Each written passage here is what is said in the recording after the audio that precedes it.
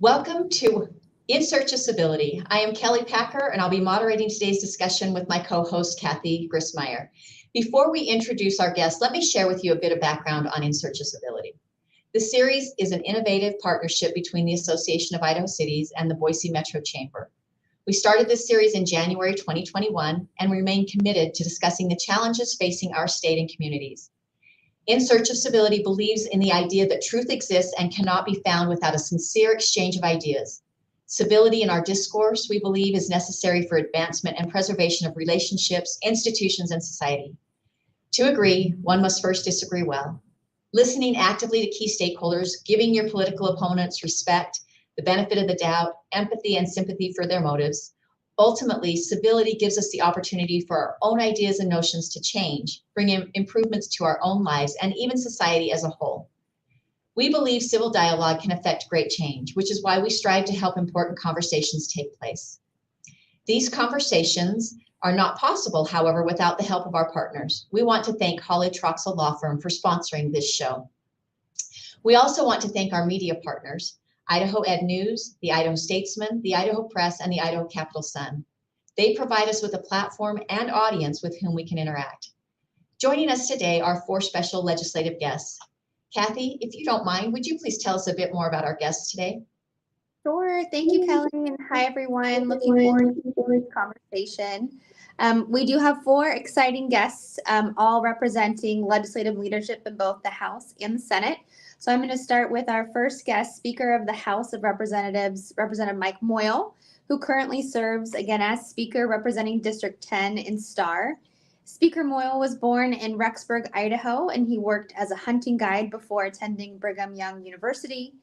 His father was in an accident, which caused him to return home to help run the family farm and ensure that his siblings had the opportunity to attend college. He brought the family farm into the 21st century and continues to farm today. Speaker Moyle is married to Janet, and they have a blended family of 5 children and 8 grandchildren. He has always been passionate about his community, where he has served as a volunteer fireman and as a fire commissioner for Star. He has also served as a precinct committeeman and on the Far West Spearmint Board, and is currently serving on the Middleton Irrigation District Board. Welcome, Speaker Moyle. Our next House member that we have joining us today is House Minority Leader Representative Ilana Rubel, who currently represents District 18 in Boise. Representative Rubel has served her district in the Idaho legislature since 2014, and she has served as the House Democratic Leader since 2019. She is a graduate of Georgetown University and Harvard Law School and has represented technology companies for more than 20 years. She also co-founded the nonprofit Idaho Business for the Outdoors and was a founding member of Boise State University's College Advisory Board.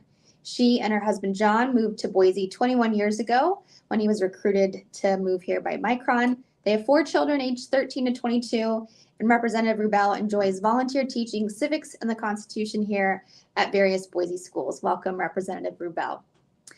Moving over to the Senate and our Senate guests that we have joining today. First up, we have Senate Majority Caucus Chair Senator Mark Harris, who represents District 35 over in Soda Springs. He received a bachelor's degree in political science from Utah State University and is a partner in his family's ranching operation south of Soda Springs, where he also co-owns a farm with his brothers in Malta and Cache County. Senator Harris is a past member of the Idaho Farm Bureau Federation's Board of Directors, the Idaho Cattle Association Board, and past state chairman of the Idaho Farm Bureau Federation's Young Farmers and Ranchers Committee. He is married to his wife, Shirley, and has 4 sons. And then last but certainly not least, we have Senate Minority Leader Senator Melissa Wintrow joining us as well, where she currently serves here in District 19 in Boise. Senator Wintrow earned her bachelor's in English literature from Miami University in Ohio and her master's degree in higher education from the University of Georgia. She is a seasoned college educator who has devoted more than 25 years of service to providing leadership to students, faculty, and staff. She has held formal leadership positions as a Women's Center Director, Faculty and Residence Program Director, Program Manager for New Leadership, and an instructor of gender studies courses here at Boise State.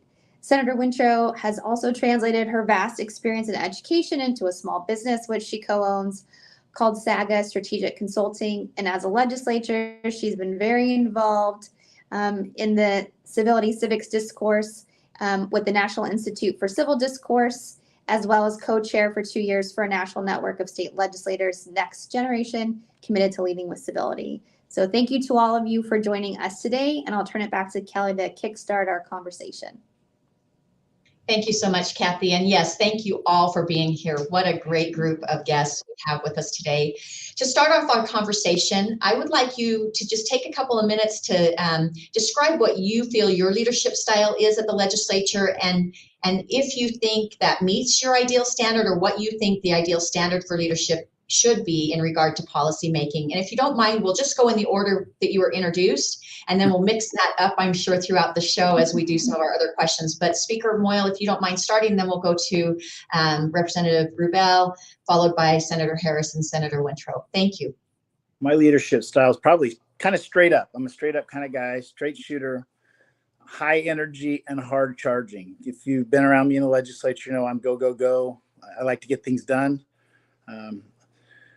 I do my best to bring people together, which may sound different than a lot of you think, but that's how I've been so successful. You got to bring enough people together to get things done. Enough people together doesn't mean everybody, but it means at least the majority.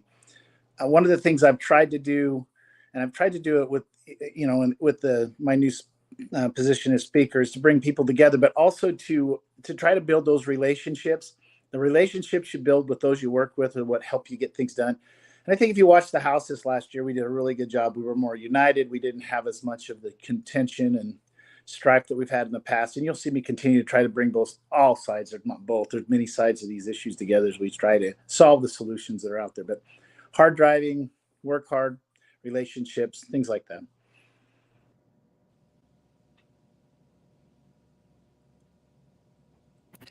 Okay. Oh, does that make me next?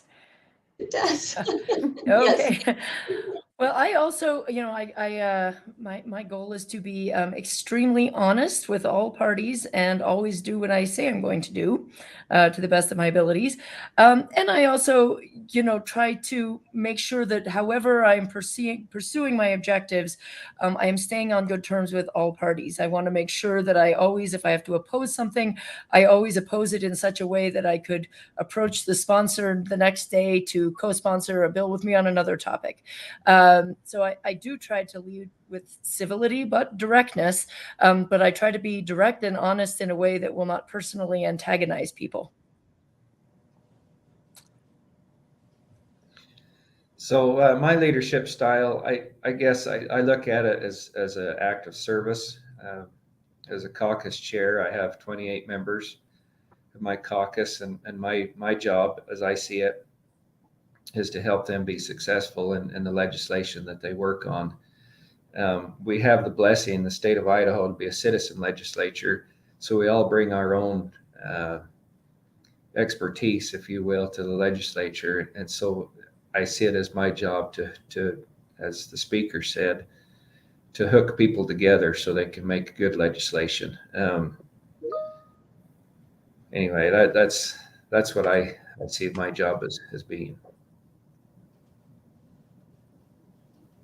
Well, I really appreciate that from Senator Harris, and I can say I've seen him do that. I think my leadership style in the House and the Senate has been probably high relational. I think all the legislation that I've worked on has been really because a lot of stakeholders are involved. And I really try to go to the trenches and see really what's going to work and what's not, and really try to problem solve. So I think my leadership style is one of collaboration. I think I have a pretty strong voice. I, again, try to use that voice with civility in the legislature, as Representative Rubel indicated. But I think I really value solving problems, serving the community, bringing people together, and making the world a better place. And I love doing it with all these people. Sometimes.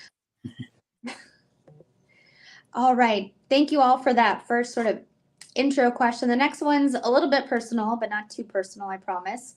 I'm curious, I think this will be really insightful as well, kind of a glimpse into each of your leadership styles. But we're curious to know, and for the audience, throughout your legislative career, is there a lawmaker from either party or either chamber, could be in Idaho, could be someplace else that you've worked or that you've kind of watched from a distance, that you best believe embodies leadership at the State House?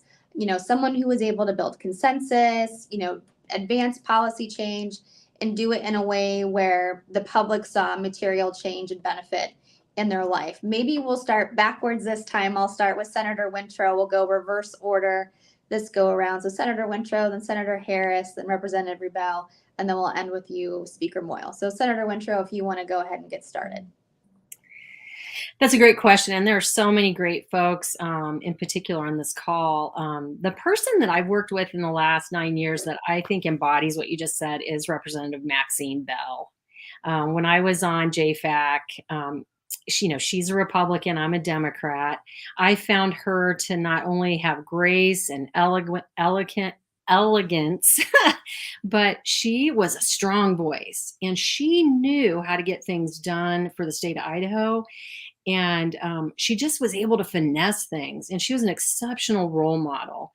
I remember going and seeking her counsel on many occasions, and she was always so supportive and so willing to spend that time. So I think she just was a pillar of leadership.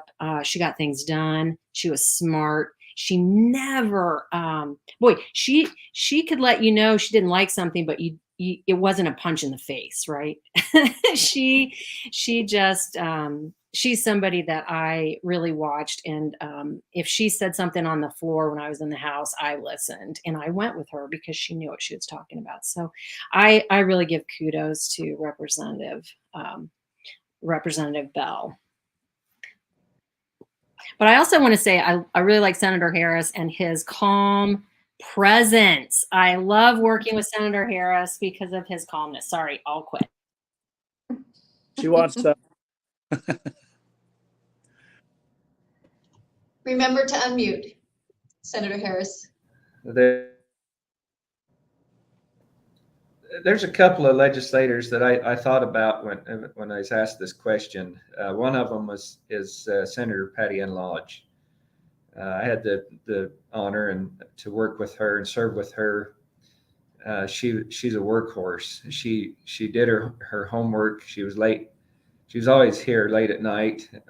I'd stop by on my way out and talk with her, but she had the ability to get all the stakeholders together on a piece of legislation.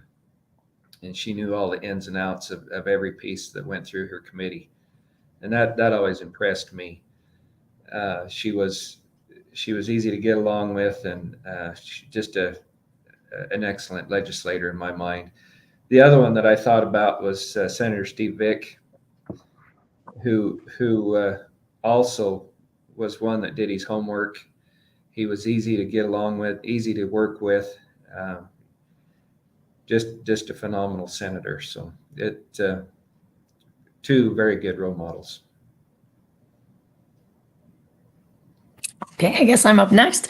I am going to go with Chairman Fred Wood, longtime legislator and chair of the Health and Welfare Committee, which I have been fortunate to serve on for, 6 years or something now. What a graceful, smart, courageous man. He ran a model committee. Everybody felt heard, always civil, extremely productive. And he really, I think, did a perfect job as a chairman in balancing the debate, really. But at the end of the day, while everyone largely got heard, pretty much only good things came out of that committee. He did a really good job of keeping it on a good track while being respectful and knowledgeable and collaborative with the members of the committee. He would always give you suggestions on how to make things better, who you should talk to, who you needed to rally to get support for your cause. He was, I think, a mentor to everybody on the committee of every political stripe, and was really there to make the state and to make his fellow legislators better.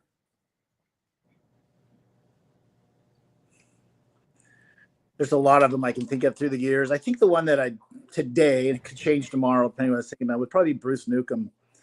He had this balance of being able to, loved everybody, a lot of humor. We had a lot of fun. We were always laughing, always having a good time. and he would let people go to a point, but there'd be a point where he would put his foot down and pull things back in. And I watched him with term limits and other issues where he just had this balance of humor, bringing people together, support, but also firm. He was firm when he had to be firm. So I would have to say Bruce today, but there was a lot of, everybody that comes to the legislature brings good with them and sometimes bad. But if we can focus on the good that they do, usually there's something we can see in everybody that's a positive. And I think sometimes we forget that when we get down there. We kind of put people in groups and alienate them. And so Bruce had this ability to bring groups together and to bring people together. Those are great examples. You guys have shared some wonderful people. It's been fun to kind of reminisce with you and to actually highlight and spotlight some of the people that have done such great work down there. Some of them were there, many of the ones that you mentioned were there for a long time serving the state. So great examples. We're going to take this to a different track now and talk a little bit about what could be very negative, but well, in my opinion, is very negative, and I just like your opinion on it. But hopefully we can still keep this a positive discussion as we move forward in this next little bit. My question to all of you is, do you believe bully politics actually exists in Idaho? And if so, who do you feel is engaged in it? Not by name, but more by category, like lawmakers. Do you feel like there's lawmakers involved in it? Or do you feel like lobbyists participate in it, or associations, organizations, businesses, and other stakeholder groups? If it exists in Idaho, who do you feel is perpetuating it, and what does that kind of look like? Let's start. We're going to mix it up completely. We'll start with the Senate and do Senator Harris and Senator Wintrow, and then we'll go to the House and do Speaker Moyle and Representative Rubel. So to answer your question, does it exist? I think it does. It does. As I was looking at this question, I remembered one of my caucus members had a mailer sent out with, his eyes X'd out. I had another one that had a billboard up in her district for about a year, a negative billboard. So to answer your question, I think it's more associations or organizations that do this. I think what they're looking for is accountability. And I believe accountability is good. But I think what's happening is this, they're pushing an agenda to look for accountability, if that makes sense. It's accountability is needed for our votes and what we do, but I think it crosses the line when when they start calling us names. Extreme right, for example, crazy is another one. Rhino comes up a lot, communist, you name it. There's names out there. I think that's, unfortunately, that's where some organizations are headed. Good or bad, it's what we live with, and it's what it is.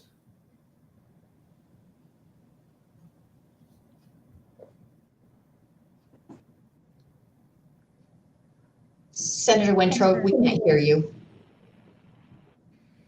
Thank you.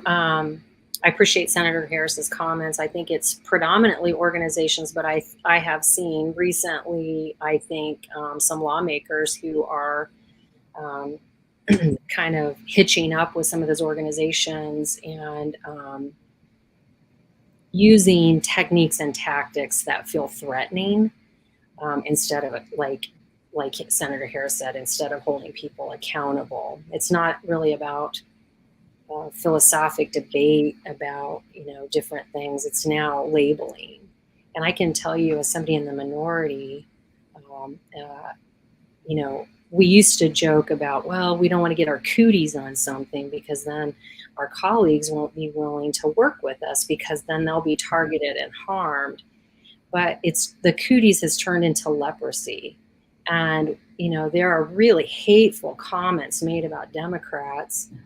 And so that is harmful overall to the entire political, I think, organization, because there are really good policy things that we want to work on together. And we should be able to do that in a very upfront, honest, and civil fashion. For example, all the sexual assault legislation has brought, I think, people together in a bipartisan fashion. But I've been reluctant to bring a bill like that recently because of some of the attacks. I don't want to be harming, victims and so forth. So I think that is a real concern in our state right now, is some organizations are really taking things to the extreme and being harmful in a way that is not allowing us to collaborate and work together. And I can understand some of the realities of that, those politics, right? So I think, that's something that we need to grapple with more and find ways to work together without feeling fear of being unelected, especially if it's a really good policy.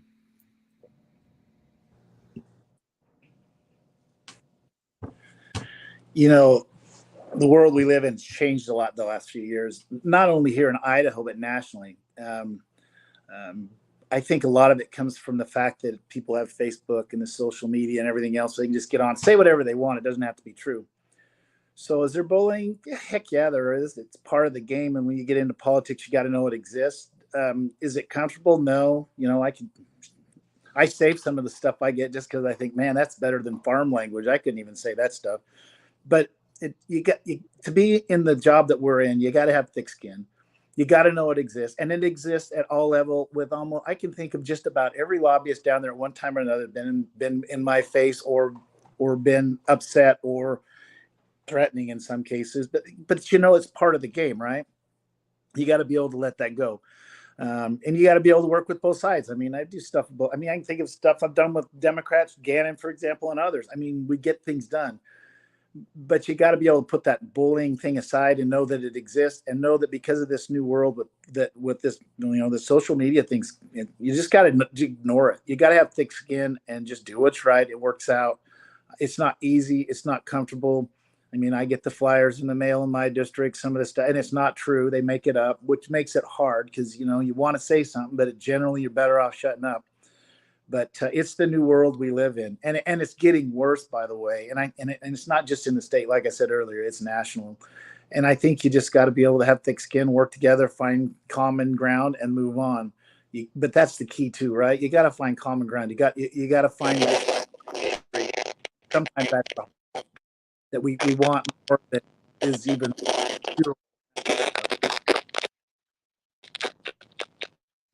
We've got some background noise. Sorry. I apologize for that. Yeah, I think the bullying culture is extreme and is getting manifestly worse to the great detriment of our state. There are so many groups, and I think it's just tactic of demagoguery that I have seen really grow exponentially in my, 9 years in there. Basically, if somebody wants to ram a bill through, and this is usually, tactics conducted by certain outside groups, if you don't go the way they want, they will just make up a story and blanket the world with it. You vote against this bill and all of a sudden you want all the children reading pornography, or you want to turn all the children into drag queens, or you want to cut kids' genitalia off. I mean, they just make up unbelievable stuff. But this is what they blanket the world with if you make a pretty reasoned, thought out vote against whatever it is they're trying to bring. And then it's just, it's a full-time job trying to combat that, because many of these groups have a very large microphone. They can spread the misinformation so far, so easily, so fast, that, you could spend the rest of your political career trying to play catch up and correct the record. And so I see, some of my friends, particularly friends across the aisle, feel like they're just cornered into voting certain ways that they don't even necessarily want to vote just because of this bullying apparatus. And they're like, well, it's just going to be too hard to explain to the world what I really did here once this, bullying misinformation machine is let loose on the world. So I think it boxes people into sometimes not voting the way they want to vote. But it's very unfair to the legislators, but I think it's not serving the public well. being constantly bombarded by this very hostile demagoguing messagery around people who don't fall in lockstep with however these particular groups want them to vote. Now, public information is good. The more the public engages on these things, I think the better able they'll be to distinguish between truth and fiction, and the less these bullying tactics will work. But right now, unfortunately, I think we live in a world where these super fast, inaccurate, hostile sound bites gain a lot of traction. Well, thank you all. I'm going to go off script just a little bit because we have a little bit of time. So hopefully you'll trust me on this one. We've all been in the building for a long time. Actually, all of you much longer even than myself. And so you've been there over the years and you've sort of seen how the tenor and the political climate's changed. So I'm curious to know, yes, there is bullying, but one, should it be there? And two, maybe just to help illustrate for folks who are listening, like how much has that changed from when you started your career to where you are now, right? Because I definitely, I'm coming up on 10 years. And so I think I'm still the junior state house person on this call. And I've seen it change, but I'm also not elected. And so I'd just be curious from your perspective, having been in the building, you're dealing with the public, you're dealing with folks in your district, you're dealing with association groups. How has it really changed? And is that something that we should get comfortable with? Some of us, I think, on this call have thicker skin than others, and I'm looking at you, Speaker Moyle, it was very good, grinning and bearing it and working on that go, go, go kind of mentality. But just curious to hear from the group, how has it really changed, and maybe in what ways? Want to be mindful. I don't necessarily want you all to bear your worst days at the state house, and certainly being mindful of private information. But if you could add a little flavor to how you've seen it change throughout your time here. And maybe I'll start with you, Representative Rubel, and we'll work backwards through the House and then the Senate. Yeah, this has been an escalating problem in my view. I mean, I feel like it's been there since, for the duration, but I think the power and the size of the megaphone of the outside attackers, if you will, has grown to and the fear of their impact has grown proportionately. And I certainly see in the mail scene and in the ads, I don't know, maybe they were always this bad, but I have a hard time believing they were always this bad. But, I do remember seeing, for example, my colleague, Steve Birch, who's in one of those really purple districts in the state. It was breathtaking, the mailers that were run against him. Just a picture of, scary Hispanic looking man aiming a gun at you saying, Steve Birch wants wants illegal Mexicans to be able to shoot you in your home. I mean, ridiculous stuff. Just blanketed out there. Steve Birch wants a drag queen in every classroom. And I think some of our Republican colleagues get similar things.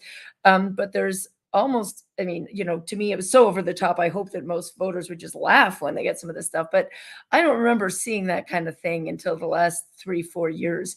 But I think it's just gotten a lot more egregious and a lot more false and brazen.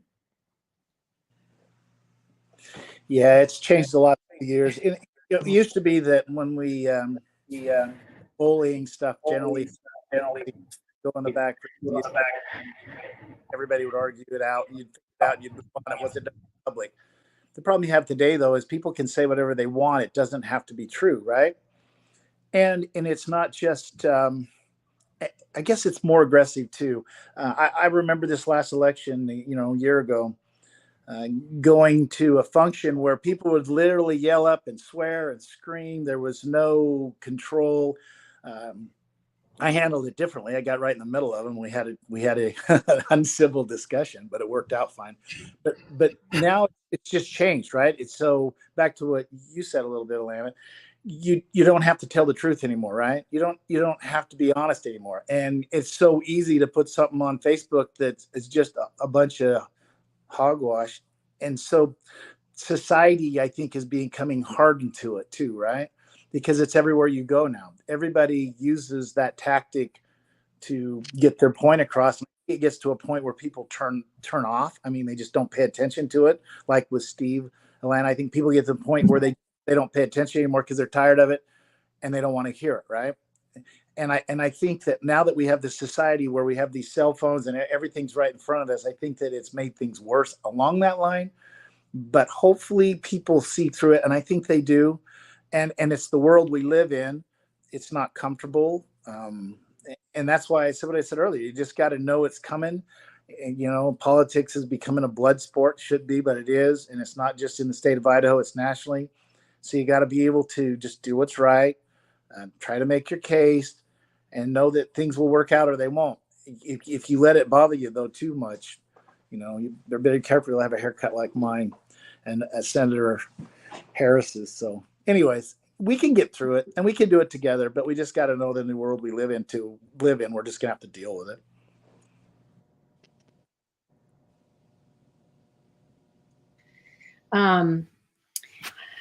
I think it's probably easier to have a thick skin when you're in the majority. And that's probably the case with anything, right? Racial majority, gender majority, et cetera. And I think that's the thing I've really started to look at working in the civil discourse arena is it's not enough to say please and thank you. It's essential too to have civility in systems and making sure the rules are fair and that folks get their fair shot. Your question, Kathy, about how I've seen things change, you know, I think, you know, the best way to answer that is really to look at legislation.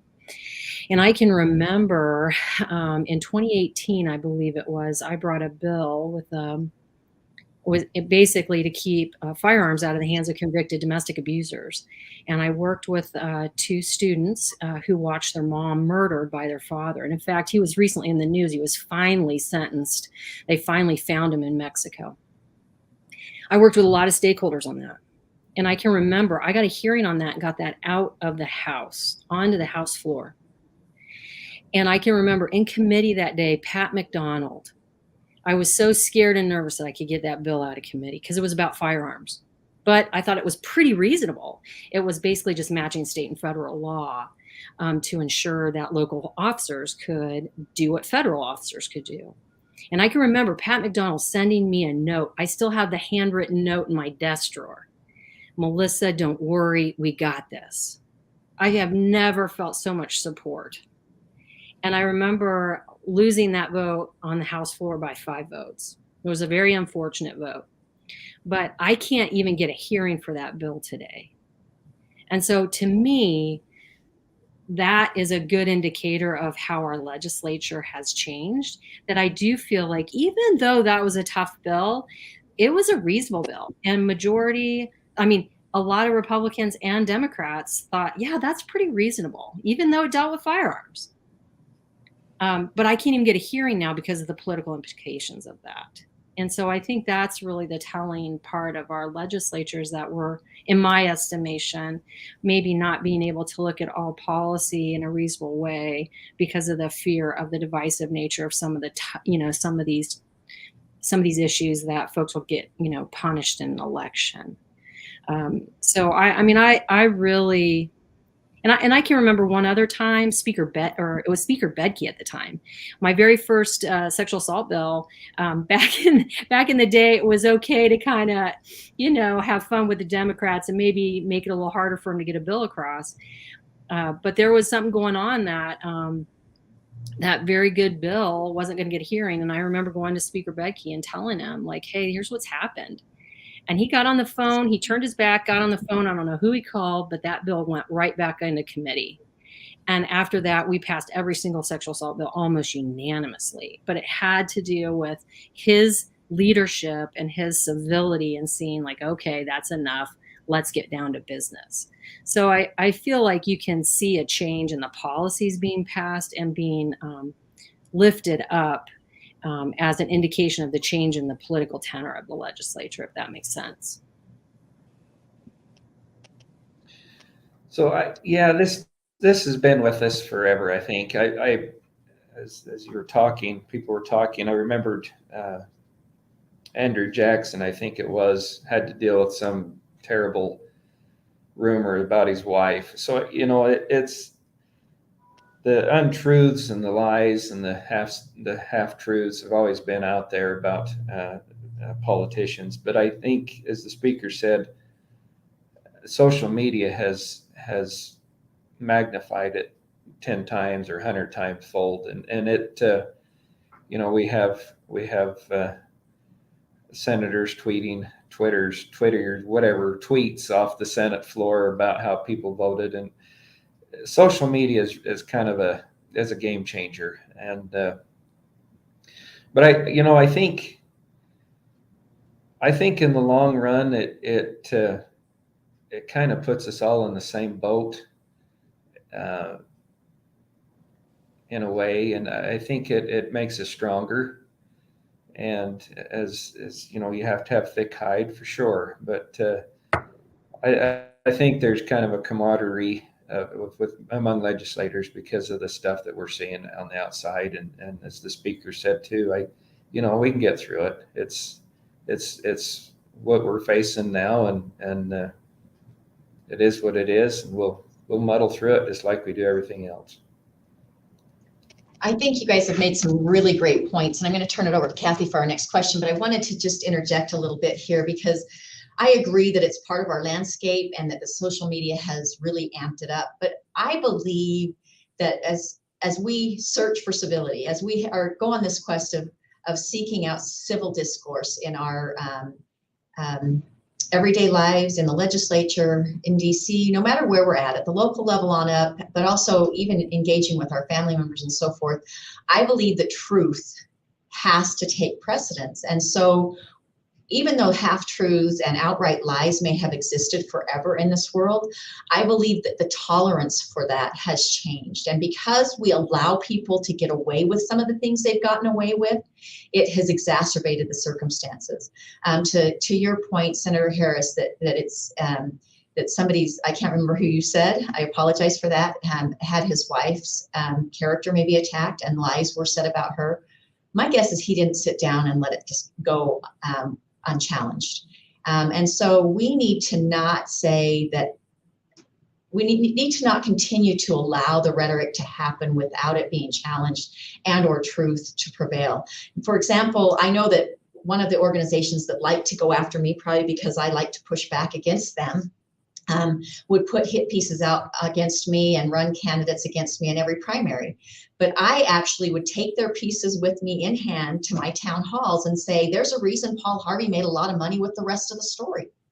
This bill did go through, and I did make this comment. However, here's what my vote looked like, or here's why. It was actually part of an appropriation bill, or whatever. I just explained the rest of the story, and or would say, you know what, that bill didn't even pass. I didn't even vote on it. Yes, it was presented in one of my committees, but it wasn't something that we even took a vote on. So I think pushing back respectfully to ensure that the truth prevails is very important, especially in a leadership role, and that we make sure that things don't go unchecked or unchallenged when it's outright inappropriate or false. That's just one comment I had. But Kathy, I'm going to turn it over to you for our next comment, if that's all right. And actually, I'm going to read something that Angel Larson said in her comments. You'll see it up on the screen right now. It says, the more we say it's just the way of the world, the more complacent we become.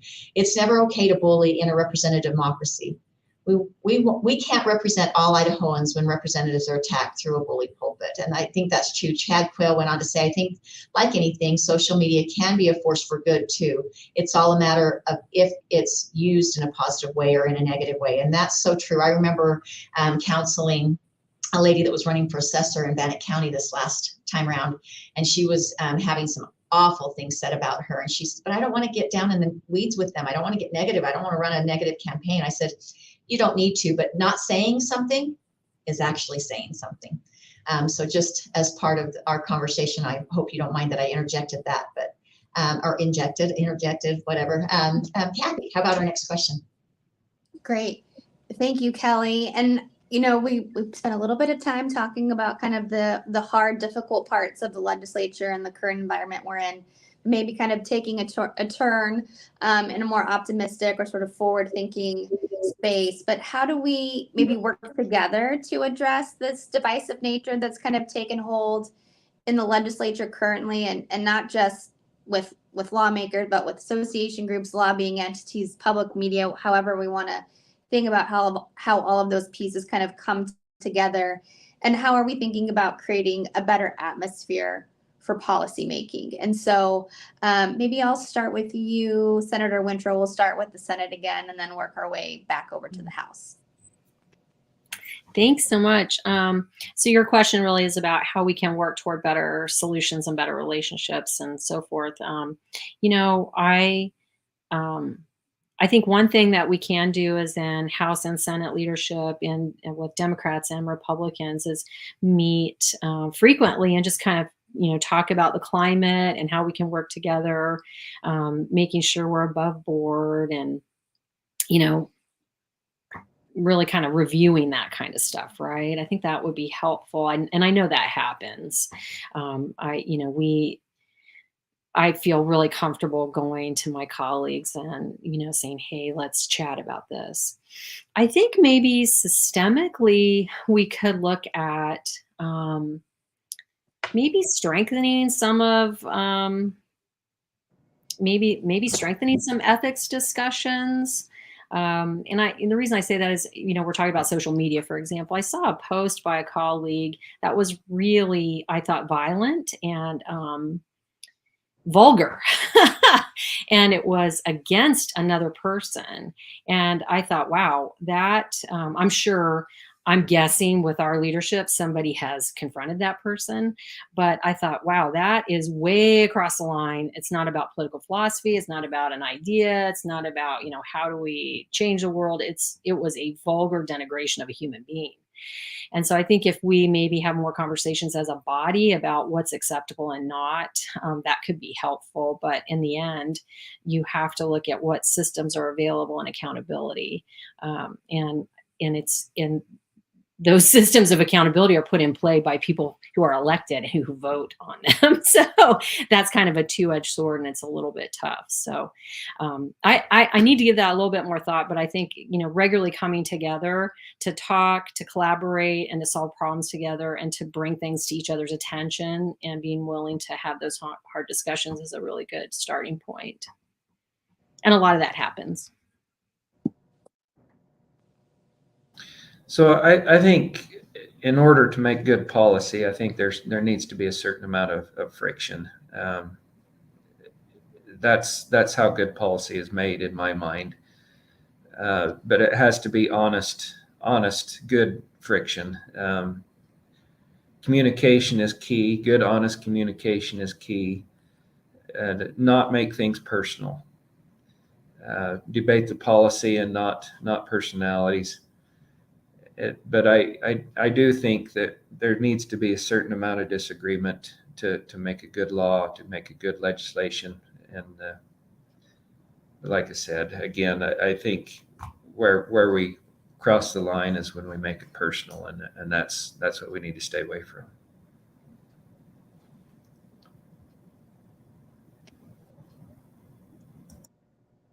Representative Rubel, if you want to jump in with an answer. Yeah, sure. Yeah, that's a good question on I don't know of strategies in place right now to make it better, although I really appreciate what Kelly said about the need to just take falsehoods head on. And I also appreciate what Senator Wintrow said about some of these over the line, you know, particularly from our colleagues. For example, one of our colleagues posted on Twitter a picture of a AR-15 beside a broom.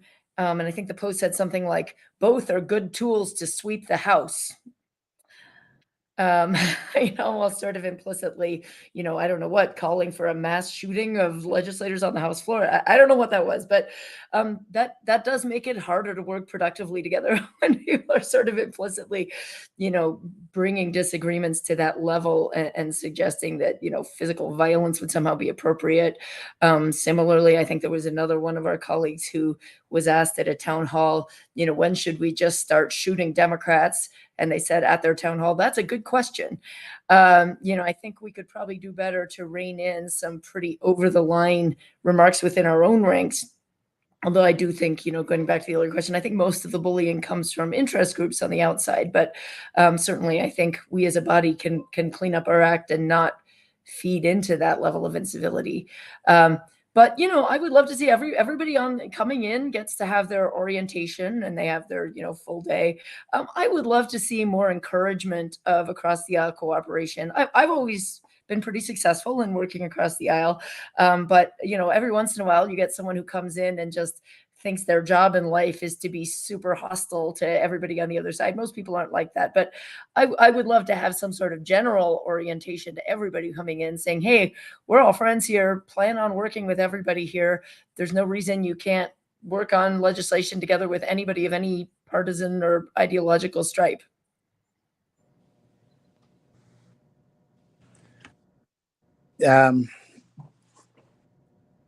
As we talk about this issue, one of the things that, and I'll kind of step back to what Kelly said, you're right. There's a lot of stuff out there and some of the comments that were made on Facebook. But if Mike Moyle, for example, responded to everything that was said about me that was misinformation, I'd never get anything done. I'd spend all my time trying to correct people that said things that were wrong about me. So as we look at trying to fix the situation we're dealing with, I think it has to come, it can't just be the legislators, right? We can't all, it'll never happen if it's just a legislator. It's got to come from other groups and from other people. You know, in the last few years, I've had more, for example, than one mayor come and visit with me. And when they leave, the comments are almost always the same. Well, I'd heard all this about you and all this about you, all stuff that wasn't true, but they didn't know it wasn't true because the organizations and the others that could have didn't stand up and say, hey, you know, that's not necessarily the case. So to fix the situation, it's got to be a full frontal attack, right? It's got to be everybody recognizing that we can't do it all, but when the opportunity arises, stepping up and saying, hey, you're wrong, and that's not the truth, right? We got to keep the truth out there to make it work, but you're never going to conquer it all. I'll go back to what I said a minute ago. When we leave this discussion today, there will be people that will put stuff out on Facebook or somewhere else that may or may not be true, or they will try to skew it to being bad, right? Or to make us look bad. And that's the hard part because you can't address it all. So if we're going to attack this issue, it's going to involve all of us, and back to kind of what Ilana is saying, and it's got to be bipartisan because, I mean, we all like to give the examples of when we were attacked, and we all like to give the examples of when our party was attacked, or we all like to give examples when the legislature attacked, or whatever, name your attack here. But we don't like to stand up and say, hey, you're wrong. Hey, back off. Hey, you're mistaken. Hey, that's not necessarily the truth. Hey, you've skewed that a little bit. And the only way you're ever going to fix the situation is that we have to, when the opportunity arises, and we have the opportunity to step back and push back on it a little bit. But if you want just one person to do it, or like I said earlier, I'd spend my whole day responding to the mysteries. It's not worth my time. I'm going to do what I think's right. So the rest of us on this call, we're going to try to make the state a better place for the rest of us on this call. And we'll continue to do what we think we need to do, and we'll continue to try to be successful. But taking out the meanness and the anger, it's going to be hard, and it's going to involve. Great comments, and you're spot on, Speaker Moyle. It is going to take all of us, and it's going to have to be a very thoughtful and deliberate, committed, unified front in order for us to make a difference. You're right. And so with that, as leaders, you're all leaders in your respective bodies and in your respective parties. The last question for our show is going to be directed specifically to you and your role. And if there are intentional things that you're looking at, different ways to improve dialogue and civility for the 2024 session and other sessions moving forward, are there things in place? I know that, for example, Senator Wintrow mentioned something about maybe additional ethics trainings or conversations at least, or are there other things that maybe you've all looked at that would be helpful in helping to improve this for your bodies as well as for the legislature as a whole? And Kelly, can I jump in and add another thought that's kind of coming to mind as we're having this conversation too? You know, how are you communicating that message, say, to your constituents, right? Like, ultimately, end of the day, you're serving the folks in Boise, in Star, in Soda Springs. You know, how are you inviting them to be a part of this process, but also work with you, right, in a civil manner? I've spent a lot of time talking to the public about how to best be engaged at the legislative level. But there's a lot of fear around doing that now, kind of given the divisive nature. So as you're thinking about your answer too, if there's a way to think about it in the context of how the public best can be engaged and kind of helping them move past some of the divisive conversations, I think that might be interesting to share with this group too. I like it. I didn't give an order though, did I? I don't remember who started first and who hasn't. Let's go back to our original. Let's start with you, Speaker Moyle, and then to Representative Rubel, and then to Senator Harris, Chairman Harris, and Senator Wintrow. Thank you. If you watched the House last year, you didn't see the strife. You didn't see all the stop and go that you'd seen in the past. One of the things that I have tried to do and continue to try to do is bring people together. Let people have a say, right? In the past, sometimes we've tried to stifle stuff and control stuff. And I was more, let's have talks. But a lot of the talks too didn't happen on the floor. A lot of times they had in the back room where it's easier and it doesn't get in the press. We don't call each other bad names, and we were able to work things out. And you'll see me continue to try to work things out. You'll see me continue to try to bring people together. You'll see me to continue to try to add humor, right? Humor makes things better. Humor, a good laugh, you disagree, makes everybody feel better. And you'll see me continue to try to do that. And our House leadership in particular has been united at trying to bring everybody together. We've worked together trying to keep some of that divisiveness out there, finding out where the problems are and trying to address them before they become a big issue. So hopefully we can do that again like we did last year and make it even better.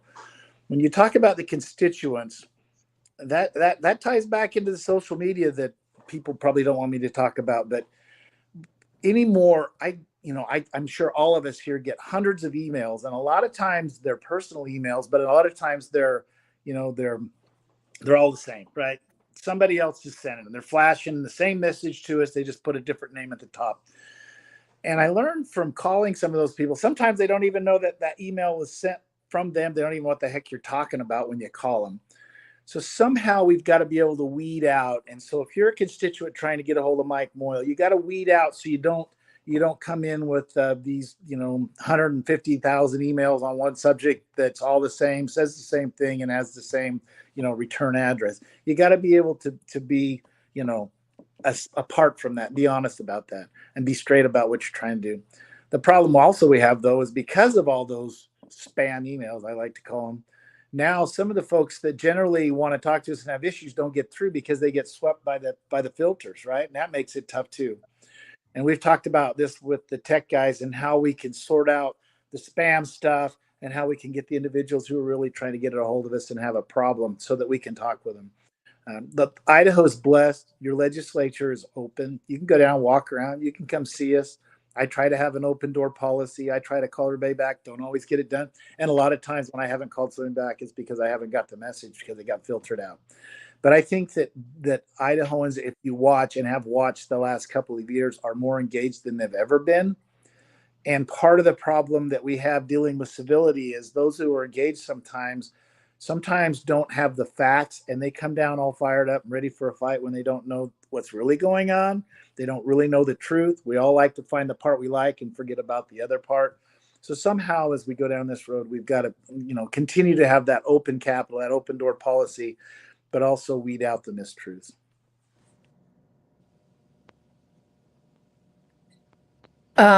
Yeah, I mean, certainly in my minority role, I'm not as well positioned to form policy or form the workflow of the legislature to promote civility, et cetera. But I do appreciate, I go to these national conferences and I do appreciate that we still do have an open dialogue on the floor. It sounds like some states, they just, don't even let some people speak. I mean, it's pretty crazy what's going out there in the world in some places.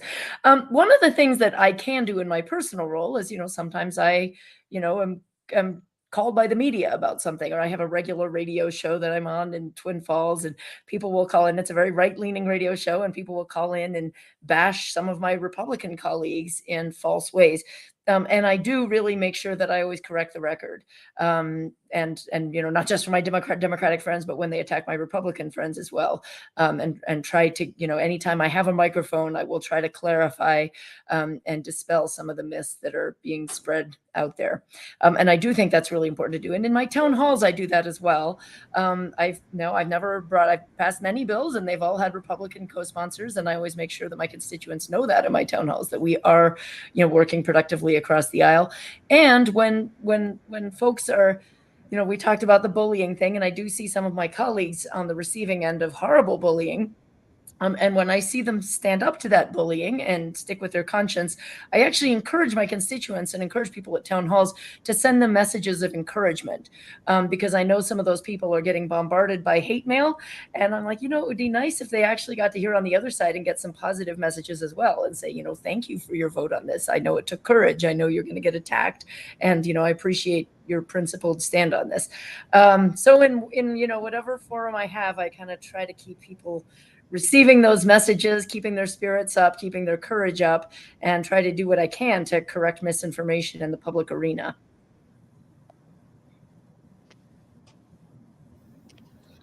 So yeah, legislators are people, and they like to be heard, and that's what we try as a leadership team, to make sure all senators are heard. Like I said before, if a bill comes and we look at it, it needs a tweak or something's wrong with it, we try to connect that legislator with somebody else that in the Senate that has a little more expertise on that issue. And like I said, we want our senators to be successful in their legislation, to pass good solid legislation. Constituents, like the speaker said, they also like to be heard. And I learned early on, when I got some angry emails, if I'd pick up the phone and call them and explain what was really going on, they were a lot calmer. People are a lot calmer when they speak one-on-one with you, and they're a lot more understanding.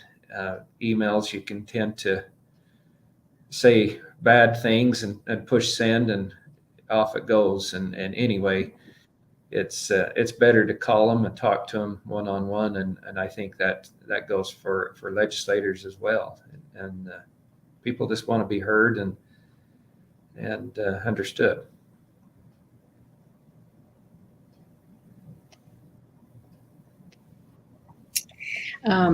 I really appreciate everything that's been said, and I'm going to start on the constituent side.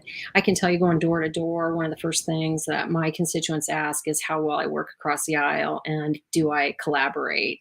And I say I absolutely do that, and I have to, because I am in a minority, and I cannot pass a bill without having good collaborative working relationships with my colleagues across the aisle, and that makes for better policy. The hard work that has to go into that and making sure that everybody's on board, I think, has made better policy. So with constituents, they absolutely demand it.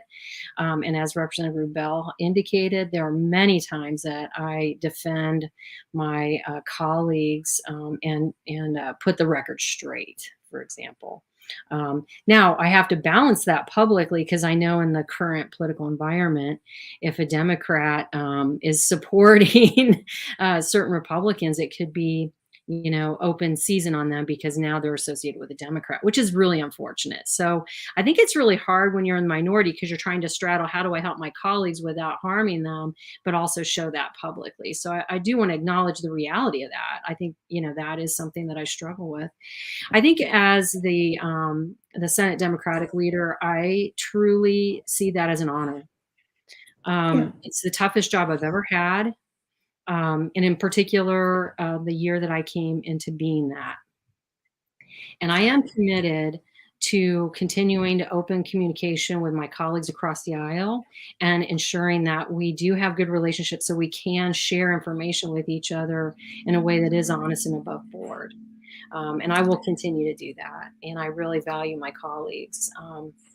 I think the other thing I would underscore, and Kelly, you probably are well aware of this, we work together in the National Institute for Civil Discourse.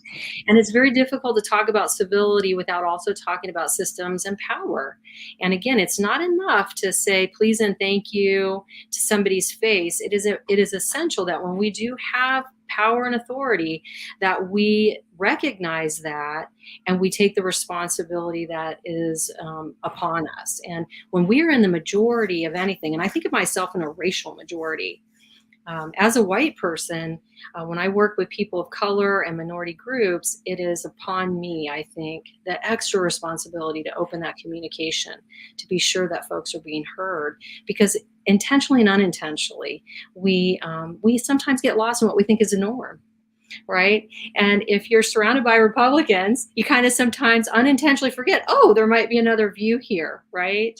And again, that's not necessarily intentional. So I think it's real important for all of us, no matter what majority we're in, to really take that seriously and really try to extend a little bit extra to that other group. And I'm asking that of everyone who's watching to think about that. And like I said, I really respect the colleagues that I have in the Senate. They've taught me a lot. Oh boy, have I learned a lot. And I publicly want to acknowledge Senator Harris. Mike Moyle was joking, saying, oh, she wants something, but no, he is a calm and steady presence, common sense, down to earth, and no nonsense. And I really value that. I watch him quite a bit, and I have a lot to learn from him. So I want to thank him for that. I'm going to inappropriately just shower some love on Kelly, our moderator, because Melissa reminded me, she brought up that point of, sometimes we might be inadvertently hurting our Republican colleagues by standing up for them because we'll be getting our Democratic cooties on them.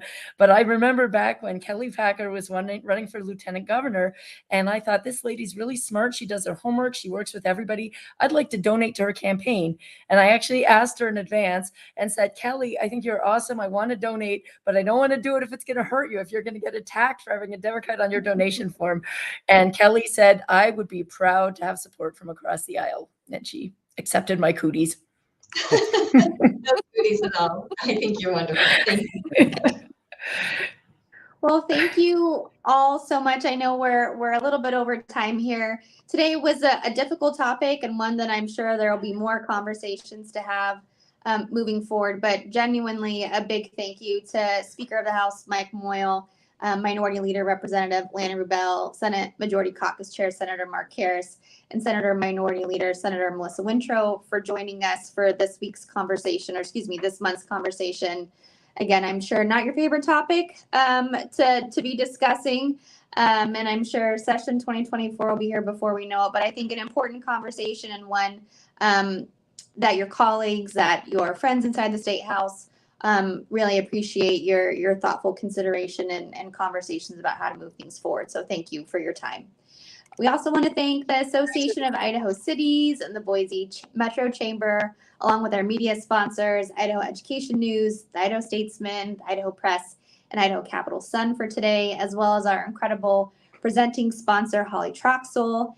And then please join us again next month during your lunch hour on August 21st for our next in our series. We'll be talking about Idaho's changing liquor laws, which is going to be very exciting and a great opportunity to continue modeling civil discourse. So we look forward to seeing you all in just about a month. Thank you, everyone. Hope you have a good rest of your day. Thank you. Thanks.